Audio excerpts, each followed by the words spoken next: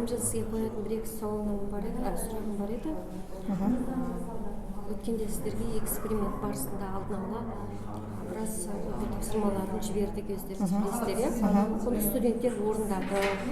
Сізде материалдармен танысып көрдіңіз. Енді бір-екі сұрақ мынандай. Жалпы бренд, сосын брендинг деген ұғым сізге таныс па? Иә, бренд ұғымы таныс.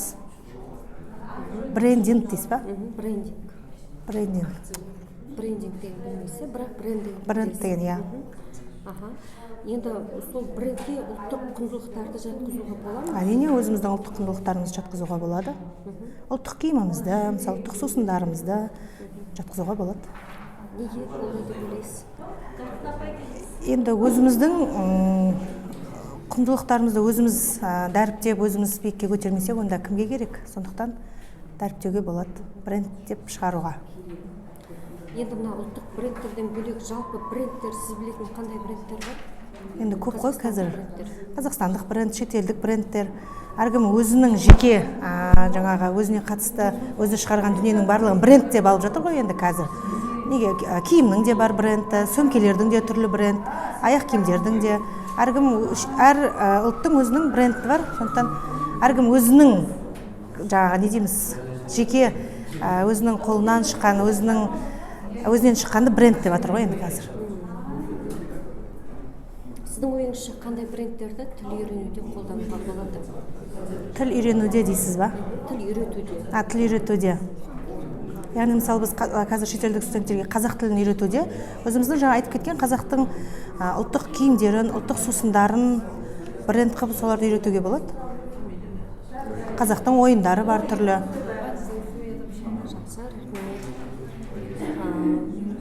Брендті грамматиканы және лексиканы тиімді меңгеру үшін брендтердің қандай түрлерін материалға енгізген дұрыс? Грамматика мен лексиканы дейсіз ба?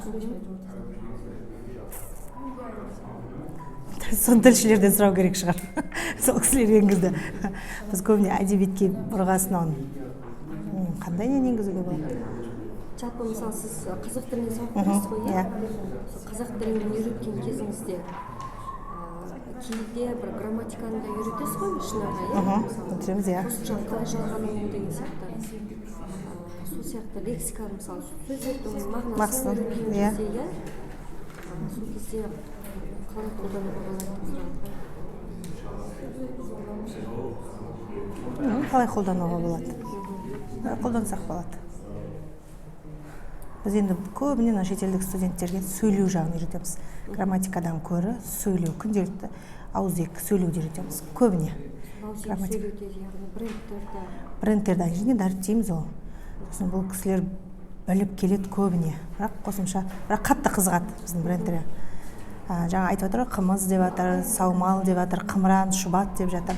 Сосын біздің әсіресе қазы қартамызға өте қатты жаңа құмар бұл кісілер. Өздері шетелде жемейді, негізі түріктер жемейді ғой жылқының етін. Бізге келгенде бұл кісілердің бірінші сұрайтыны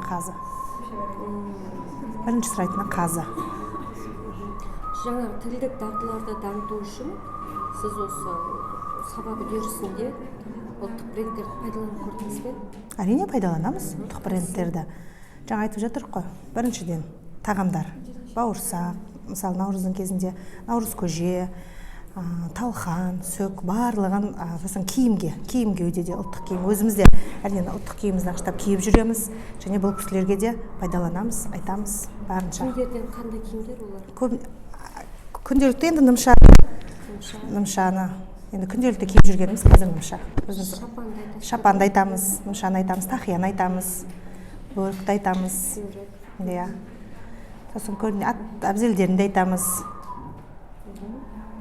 Көбіне енді сусындар жаңағыдай айтып тұрмын, қазыға өте көп мән береді бұл кісілер. Бейне, жарнамалық ролик, музыкалық бейнебаяндар, бренд тұлғалар сынды материалдарды тілді үйретуде қолданасыз ба? Қолдану, алдағы уақытта қолданатын шығармыз, бірақ әлі осы қайдан қолданған жоқпыз.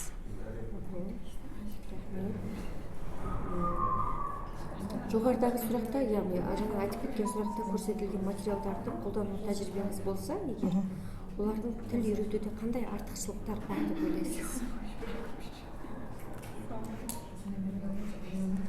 үйретуде қандай артықшылықтары бар дейсіз ба? Үйретуде артықшылық енді қазақ тілін тереңірек білуде шығар. Қазақ тілін тереңірек, қазақ халқының салт дәстүрін соны тереңірек білуде шығар артықшылығы. Білуде тереңірек. Студент үшін қандай пайдасы бар болуы мүмкін? Студент үшін пайдасы енді біздің жалпы Қазақстан туралы, жалпы қазақ халық туралы түбегейлі атам заманнан келе жатқан барлық салт дәстүрді, әдет ғұрыпты білуінде. Қандай кемшіліктерін атырып өтер едіңіз? Барлық нәрседе кемшілік болады ғой, мүмкін кемшіліктері де бар шығар. Неде кемшілік? Осы бренд арқылы. Бренд.